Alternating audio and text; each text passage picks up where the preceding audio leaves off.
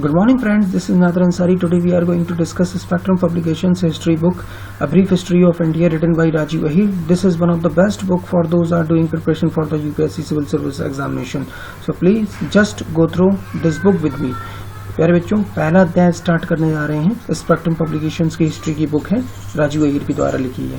तो पहला चैप्टर है जैसे sources for the history of modern India, यानी कि आधुनिक भारत के हमारे पास स्रोत कहाँ से मिले हैं, ये ठीक है। अब जैसे इसमें पहला चैप्टर में लिखा है, an abundance of historical material is available for studying India from mid 18th century to 20th century, यानी कि बहुत ज़्यादा अबंडेंस, बहुत ज़्यादा हमारे पास ऐतिहासिक मटेरियल अवेलेबल है फॉर स्टडिंग, अध्ययन करने के लिए इंडिया के बारे में, from mid 18th century to mid 20th century, यानी कि 18वीं से 20वीं सदी के बीच में, in constructing the history of modern India, यानी कि मॉडर्न इंडिया के यानी आधुनिक भारत के इतिहास के बनने में। Priority needs to be given to archives, यानी कि इसमें प्राथमिकता दी जाती है, किसको दी जाती है? आर्चीव्स को दी जाती है, ये आर्काइव्स को दी जाती है। आर्काइव्स क्या होते हैं? आर्काइव्स ये होते हैं कि जब क्या कहते हैं हिस्टोरिकल ऐतिहासिक रिकॉर्ड्स जो रखे जाते हैं, ऐतिहासिक रिकॉर्ड्स को रखना, collection of historical records. Archives refer to a collection of historical records and documents. Archives जो रेफर करता है किस चीज को? अ कलेक्शन ऑफ ऐतिहासिक रिकॉर्ड्स को रखने के लिए। यूजली प्राइमरी सोर्स, अक्सर कौन से प्राइमरी सोर्सेज रखे जाते हैं, डॉक्यूमेंट्स रखे जाते हैं? Those documents that have been created as a necessary part of some activity. वो डॉक्यूमेंट्स, देखिए प्यारे बच्चों, बहुत अच्छी बुक है ये, इसने ये भी बता दिया कि यूजुअली प्राइमरी सोर्सेज डॉक्यूमेंट्स कौन से होते हैं। तो वो डॉक्यूमेंट्स जो बनाए जाते हैं किसी क्रियाकलाप के इंपॉर्टेंट पार्ट्स के लिए, जैसे एडमिनिस्ट्रेटिव है, तुम्हारा लीगल है, सोशल है और कॉमर्शियल है। They are unique original documents. ये कैसे होते हैं? अद्वितीय होते हैं और तुम्हारे आपके ओरिजिनल डॉक्यूमेंट्स होते हैं। नॉट कंसाइसली रिटन और created to convey information to a future generation. An important part of archives relating to modern India are official records, यानी कि एक महत्वपूर्ण पार्ट आर्काइव्स का ये है। आर्काइव्स मीन्स यानी कि इतिहास के कलेक्शंस को रखना, यानी कि ऐतिहासिक जो तथ्य हैं उनको इकट्ठा संकलन करना। तो the most an important part of archives relating to modern India are official records, यानी कि जो आर्काइव्स के जो मोस्ट इम्पॉर्टेंट पार्ट ये है मॉडर्न इंडिया में, वो क्या? ऑफिशियल रिकॉर्ड्स, यानी कि ऑफिशियल रिकॉर्ड्स को रखेगा ये आर्काइव्स, ठीक है। अब इसके बाद आता है तुम्हारा जैसे फॉर एग्जांपल ये कौन से? द पेपर्स, देखो, papers of government agencies at various level, यानी कि सरकार के पेपर्स को रखेगा एजेंसीज के कई लेवल पर। The records of the East India Company provide a detailed account of trading conditions during the period 1600 to 1857, यानी कि जो रिकॉर्ड्स हैं हमारे ईस्ट इंडिया कंपनी के, ये हमें बताते क्या है? ये प्रोवाइड कराते हैं डिटेल, बहुत सारी जो अकाउंट ट्रेडिंग व्यापारिक डिटेल प्रोवाइड कराते हैं 1600 से 1857 के बीच में। When the British crown took over the administration, जब क्या कहते हैं ब्रिटिश साम्राज्य ने एडमिनिस्ट्रेशन पर अपना अधिकार जमा लिया। It also kept a large variety and volume of official records। ये क्या रखता है? ये बहुत सारा वैरायटी, कई भिन्न वैरायटी के रखते हैं, वॉल्यूम्स, कई सारे ऑफिशियल रिकॉर्ड्स रखते हैं। These records help historian to trace, ये रिकॉर्ड्स जो है मदद करते हैं इतिहासकारों को टू ट्रेस, पता लगाने के लिए एवरी इंपॉर्टेंट डेवलपमेंट, प्रत्येक महत्वपूर्ण डेवलपमेंट में स्टेज बाय स्टेज, धीरे धीरे, and follow the process of decision making, और फॉलो करते हैं निर्णय लेने डिसीजन लेने की प्रोसेस में, and psychology of the policy makers, और जो पॉलिसी बनाने वाले थे उनको maker psychology. The records of the other European east India companies, देखिए अभी तो ईस्ट इंडिया कंपनी के रिकॉर्ड्स के बारे में बात कर रहे थे, अब बता रहे हैं the records of the other European east India company, जो ईस्ट इंडिया कंपनी के अलावा जो अदर दूसरी यूरोपियन कंपनीज हैं, उन जैसे द पुर्तगालीज हैं, डचेज हैं, French, are also useful for constructing the history of the 17th to 18th century. ये भी क्या कहते हैं महत्वपूर्ण रहे हैं 1718 के 17वीं सदी से 18वीं सदी के लिए। They are primary important for the point of view of economic history. ये मुख्य तौर पर जो महत्वपूर्ण इनके पॉइंट रहे हैं वो किस में रहे हैं, इकोनॉमिक हिस्ट्री यानी कि इकोनॉमिक अर्थशास्त्र हिस्ट्री में रहे हैं। But much can be gathered from them about the political setup as well, इनके इनसे पॉलिटिकल राजनीतिक सेटअप के बारे में भी इसमें बहुत ज्यादा दिया हुआ है। चलिए आगे बढ़ते हैं। जैसे इसमें लिखा है there are also many contemporary and semi-contemporary works such as memoirs, biographies and travel accounts। यानी कि इसके अलावा there are also, ये भी क्या कहते हैं, कई सहकमकालीन और समकालीन और सहसमकालीन काम्स हैं, तुम्हारे वर्क्स हैं, सच एज मेमोर्स हैं, ये बायोग्राफीज हैं, तुम्हारे ट्रैवल है। मेमोर्स मीन्स क्या होता है, जीवन चरित्र के बारे में बताते हैं। बायोग्राफीज जो दूसरे के द्वारा लिखी जाती हैं, एंड ट्रैवल अकाउंट्स है जो कि विच गिव अस, हमें जो देती हैं, क्या देती हैं, इंटरेस्टिंग एज वेल एज, रुचि देती हैं, as well as useful glimpse, और महत्वपूर्ण एक झलक देती हैं into the history of the 18 and 19th century, यानी कि इतिहास के 18वीं से 19वीं सदी। Newspaper and journals made their appearance in the later part of the 18th century. जो न्यूज़पेपर हैं और जर्नल्स हैं, इन्होंने अपनी अपीयरेंस दी है 18वीं सदी के बाद में। And they provide very valuable information, ये हमें प्रोवाइड कराती हैं बहुत ज़्यादा important information on almost all aspects of Indian society.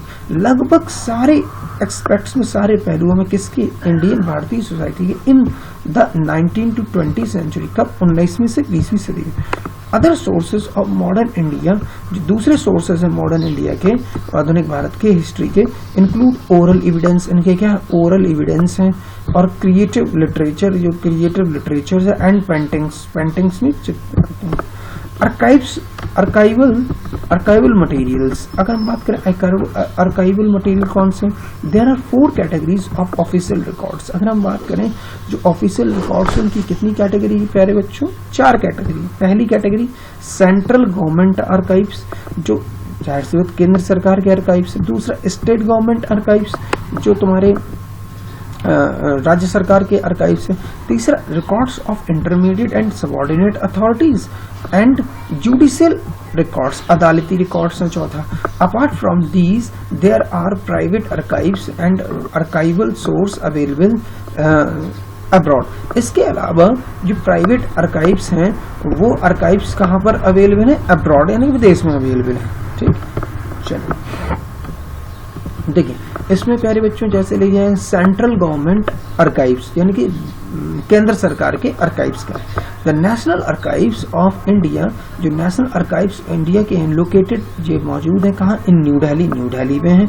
अभी कंटेंट्स रखते हैं most of the archives of the government of India, यानी कि भारत सरकार का सबसे ज्यादा अधिकांश हिस्सा यहीं पर अवेलेबल है। दीज प्रोवाइड, ये प्रोवाइड कराते हैं authentic and reliable sources material, बिल्कुल सही और विश्वास करने वाले सोर्स मटेरियल्स प्रोवाइड कराते हैं ऑन वेरीड एस्पेक्ट्स, यानी कि कई सारे भिन्न भिन्न पहलुओं पे ऑफ मॉडर्न इंडियन हिस्ट्री, जो मॉडर्न इंडियन हिस्ट्री के।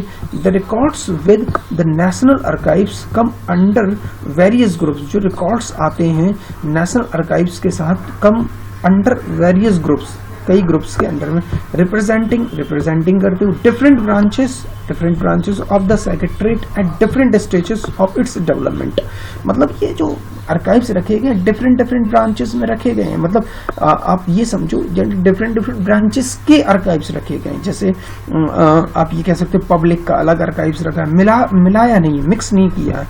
This happened as the work of the East India Company, ये जो हुआ है कैसे, ईस्ट इंडिया कंपनी के कामों में, was distributed among various branches, इनके काम कई सारी ब्रांचेस में बांट दिया गया। जैसे पब्लिक है तो पब्लिक का अलग आर्काइव्स होगा, और जनरल है, जनरल का अलग आर्काइव्स होगा। रेवेन्यू है, रेवेन्यू के अलग हिस्टोरिकल रिकॉर्ड्स होंगे। पॉलिटिकल है, मिलिट्री है, सेक्रेट है, कॉमर्शियल है, एंड जुडिशियली, अदालती एंड एजुकेशन है, इनके सबके अलग अलग आर्काइव्स होंगे। ठीक, अब देखिए प्यारे बच्चों जैसे and a separate set of records, जो अलग से सेट ऑफ रिकॉर्ड्स हैं कैप्ट रखे गए for each of these branches और डिपार्टमेंट्स। देखिए वही बात कह दी प्यारे बच्चों उसने कि जी अलग से जो रिकॉर्ड्स रखे गए हैं ब्रांचेस के, ठीक है। चलिए प्यारे बच्चों आगे देखते हैं। With the appointment of James Rennell, यानी कि जेम्स रेनेल जो थे इनके अपॉइंटमेंट इनके रखे गए as the first survey general of Bengal in 1767। 1767 में जेम्स रेनेल को जो पहला सर्वे जनरल बंगाल का बना दिया गया था। द सर्वे ऑफ इंडिया, जो सर्वे इंडिया का बिगिन टू साइंटिफिकली, यानी कि साइंटिफिकली स्टार्ट हुआ map the unknown regions of the country देश का एंड इट्स बॉर्डरिंग, और इसकी जो बॉर्डरिंग है lands. The records of the survey of India, जो इंडिया का जो सर्वे रिकॉर्ड्स है एज वेल एज इसी के साथ साथ जुड़ा हुआ है द जर्नल्स एंड मेमोर्स, जो जर्नल्स का है और मेमोर्स बेटा प्यारे बच्चों मैंने कहा था किसी व्यक्ति की जीवन चरित्र के बारे में। ऑफ द सर्वेस प्रोवाइड, जो प्रोवाइड कराता है वैल्यूएबल इंफॉर्मेशन, कई सारी महत्वपूर्ण information not only on geographical matters, ना केवल प्यारे बच्चों जियोग्राफिकल मैटर्स में प्रोवाइड बल्कि बट also on contemporary, यानी कि कंटेम्प्रेरी सोशियो इकोनॉमिक कंडीशंस में and other important historical aspect, और दूसरे जो महत्वपूर्ण ऐतिहासिक पहलुओं पर।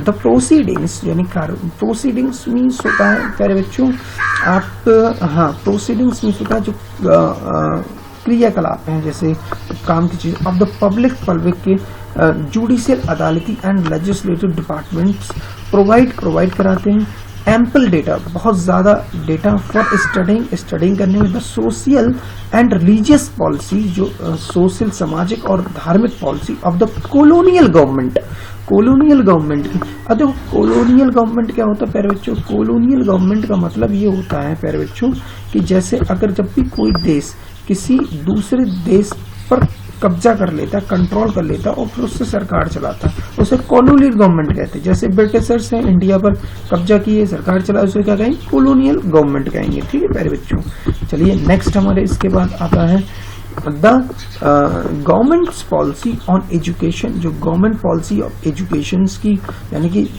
सरकारी जो पॉलिसीज हैं एजुकेशन में and growth of the education system during the colonial rule are mentioned in the educational records of the central archives. यानी कि ये कह रहा है जो एजुकेशन, आप ये समझिए एजुकेशन से जितनी भी रिलेटेड चीज है वो किस पे रखी गई है, वो रखी गई सेंट्रल आर्काइव्स में। एजुकेशन को कैसे बढ़ावा दें, कैसे हम ग्रोथ करें एजुकेशन सेक्टर, ये सब central archive. The papers bearing on the emergence of the nationalist movement, ये जो पेपर्स है ये उनका उभार आया है ऑफ द नेशनलिस्ट मूवमेंट, यानी कि राष्ट्रीय आंदोलन were the part of the public series, ये पब्लिक सीरीज थे पार्ट के ऑफ द होम डिपार्टमेंट के थे रिकॉर्ड्स थे। बट इन 1907 में, सन 1907 में a new series of records, एक नई सीरीज ऑफ रिकॉर्ड्स हुई थी होम पॉलिटिकल, यानी कि पहले जो था तुम्हारा कि होम डिपार्टमेंट था, अब क्या कहते हैं होम पॉलिटिकल में वॉज स्टार्टेड किया कब, 1907 में, to deal exclusively with the political and communal issues, यानी कि पॉलिटिकल जो कहते हैं राजनीतिक और सांप्रदायिक इश्यूज को डिस्कस करेंगे किसमें, होम पॉलिटिकल में रिकॉर्ड्स में। ठीक है, ये कब बना बेटा, सन 1907 में। The records of the reforms office, जो रिफॉर्म्स ऑफिस के रिकॉर्ड्स हैं are very useful for an analytical study of the constitutional development from 1920 to 1937 में। ठीक है बेटा, चलिए प्यारे बच्चों आज इतना ही रहने देते हैं। हाँ, कंक्लूजन में ये समझिए कि इसमें दो चीजें बहुत इंपॉर्टेंट हैं। तो प्यारे बच्चों ये जो एजुकेशन सेक्टर है वो सेंट्रल आर्काइव्स में रखा है, और ये जो होम पॉलिटिकल वाला पोर्शन है ये बेटा बहुत इंपॉर्टेंट है। होम पॉलिटिकल पोर्शंस में जिसमें क्या कहते हैं पॉलिटिकल और कम्युनिकल को अलग अलग स्टार्ट, पहले क्या था होम डिपार्टमेंट रिकॉर्ड्स थे, लेकिन बाद में क्या हुआ home political records, home political हो गया। कब हुआ, सन 1907 में। ठीक है, और इसमें क्या था पॉलिटिकल और कम्युनल इश्यूज पे स्टार्ट किया था। ठीक है, चलिए प्यारे बच्चों आज के लिए इतना ही काफी है। नेक्स्ट वीडियो में नेक्स्ट बातें डिस्कस करें। Okay class, bye.